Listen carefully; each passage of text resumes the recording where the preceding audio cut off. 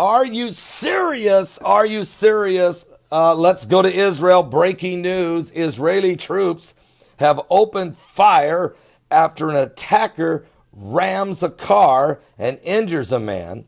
According to reports out of Israel, the Israeli army says troops have opened fire on a Palestinian assailant who rammed his car into a West Bank bus stop, injuring an Israeli man.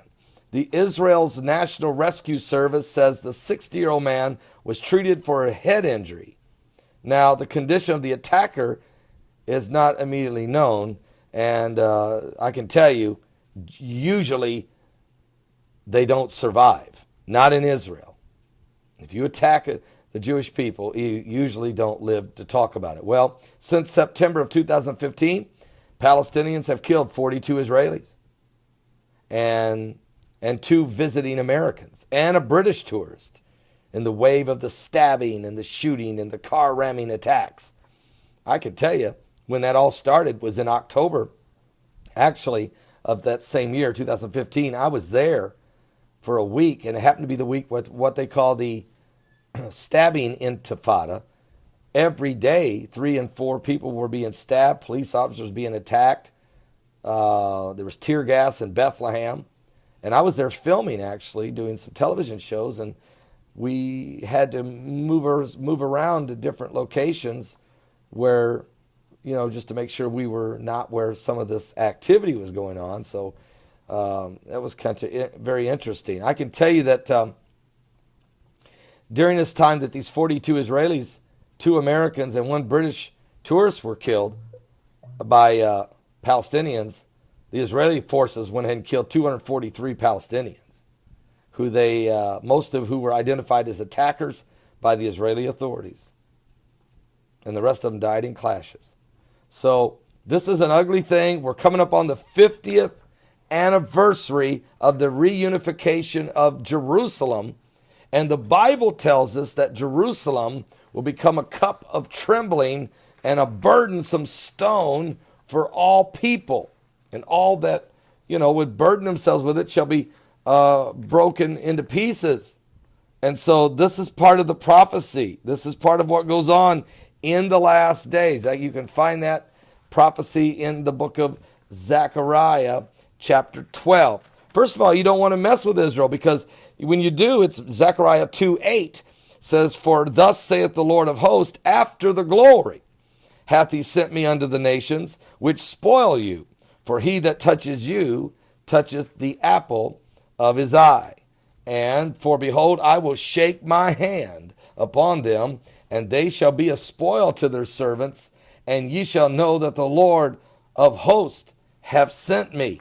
So don't do that. Don't go after the Jewish people. Don't go after the nation of Israel. But here's what the prophecy says in Zechariah 12.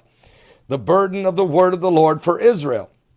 Saith the Lord, which stretched forth the heavens, and laid the foundations of the earth, and formeth the spirit of man within him. Behold, I will make Jerusalem a cup of trembling." All right? "And unto all people round about, when they shall be in the siege, both against Judah and against Jerusalem." And Judea, of course, is in the West Bank. "And in that day will I make Jerusalem a burdensome stone for all people, and all that burden themselves with it shall be cut in pieces, though all the people of the earth be gathered together against it." All right, so this is a prophecy alert. Now take a look at this. Breaking news story there, but just a few hours before that, Prime Minister Benjamin Netanyahu says the Gaza war is unavoidable.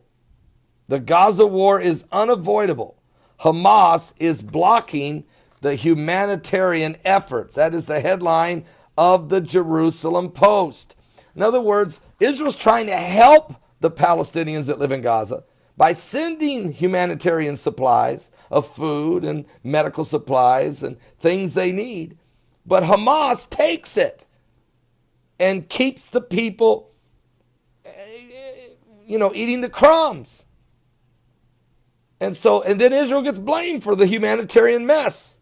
But it's the Hamas.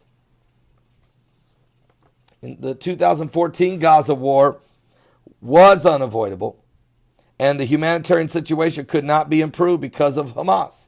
Constant exploitation of the foreign aid. Prime Minister Benjamin Netanyahu has told the Knesset state-controlled committee in his fullest explanation, yet to criticisms of his conduct of the war. We wanted to do more to help, but Hamas makes these greater humanitarian aid options impossible with exploiting them. Hamas takes 70% of the money that comes into Gaza and reinvests into its military, not in the people that the aid is supposed to be for. And this has been the problem forever. And so now, the 50th anniversary of the reunification of Jerusalem, Jerusalem Day coming up next month, May 24th. And also, President Trump could make the declaration that same day that he's moving the U.S. Embassy to Jerusalem. Or will he say, wait, maybe I better wait. Tensions are too high. And he may sign that 6-month and avoid the move for another 6 months, like every president has every 6 months since the Congress passed the law to move it in 1995. But Trump said if he was elected president, he would move it. Does he move it now, or does he wait another year? Where does this fit in? And if he does, will he do it on Jerusalem Day? Will he make the announcement that it's going to happen? Folks, I'm telling you, we're living in the last days. This is the Jubilee year of Jerusalem and the celebration of the 79th year of Israel as a nation. 69th year of Israel as a nation. Remember Daniel's 69 weeks? Are you serious? This is the fig tree generation.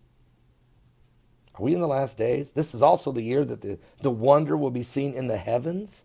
Revelation 12. On the Feast of Trumpets. What? I'll be back with more. Give your life to Jesus Christ. I don't know when he's coming. Nobody does. But I know he's coming soon.